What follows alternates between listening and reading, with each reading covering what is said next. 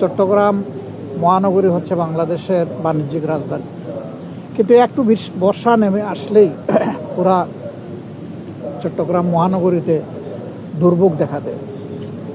নালা নর্দমা উপচে পড়ে, বিভিন্ন ধরনের অসুবিধার কারণে 2-1টা মৃত্যুর ঘটনাও গতবার ঘটেছে।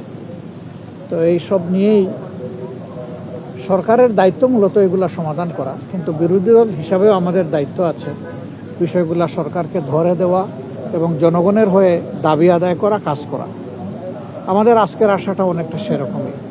আমরা ইনশাল্লাহ এখান থেকে বাঁশখালী যাচ্ছি, বাঁশখালীর থেকে ফেরার পথে আমরা লোহাগাড়া এবং সাতকানিয়া আমরা চেষ্টা করব। এরপরে শহরেরও কিছু জায়গায় আমরা যাব, দেখব, আপনাদের অবস্থা দেখে আপনাদের পক্ষ থেকে আপনাদের হয়ে আমরা যাতে কাজ করতে পারি সেই চেষ্টা করব। তাছাড়াও আমাদের পক্ষ থেকে আমাদের সীমিত সামর্থ্য অনুযায়ী আমরা এই বিপন্ন মানুষের পাশে দাঁড়াবো। বিশেষ করে নিহত পরিবারগুলোর পাশে আমরা কিভাবে দাঁড়াতে পারি সেটা আমরা চিন্তা করছি, এবং বন্যায় ক্ষতিগ্রস্ত এলাকায়ও যতটুকু পারি আমাদের পক্ষ থেকে দলীয় অবস্থান থেকে আমরা ত্রাণ কার্যক্রম পরিচালনার জন্য আমাদের সংশ্লিষ্ট সকল সংগঠনকে আমরা নির্দেশ দিয়েছি এবং কেন্দ্র থেকে আমরা এটা সমন্বয় করছি। দেশের 4টা বিভাগে মূলত এই সমস্যা দেখা দিয়েছে: চট্টগ্রাম বিভাগ, সিলেট বিভাগ, রংপুর বিভাগ এবং ময়মনসিংহ বিভাগ।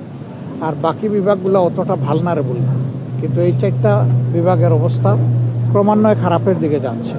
তবে রংপুর বিভাগ বেশি হুমকিতে পড়বে যদি তিস্তার ওই দিক থেকে বাঁধ সব খুলে দেওয়া হয়, তাহলে যেটা প্রত্যেক বছরই হয়, এটা দুঃখ হয়ে আছে, সেই ঝামেলাটা দেখা দেবে।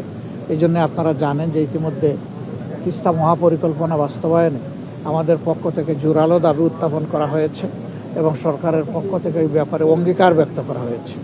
আমরা এখন সেই অঙ্গীকার বাস্তবায়নের অপেক্ষায় আছি। আমরা জানি প্রজেক্টটা অনেক বড়, সময় লাগবে, কিন্তু আন্তরিকভাবে কাজটা শুরু হোক, দৃশ্যমানভাবে জনগণ এটা দেখতে চায়। তো আপনাদের সবাইকে কষ্ট করে এখানে আসার জন্য ধন্যবাদ। আমরা সারাদিন আজকে আপনাদের সাথেই থাকছি, রাত্রে ইনশাল্লাহ আমরা ঢাকায় ফিরে যাব। সেই পর্যন্ত আপনারা ভালো থাকবেন, আমাদেরকে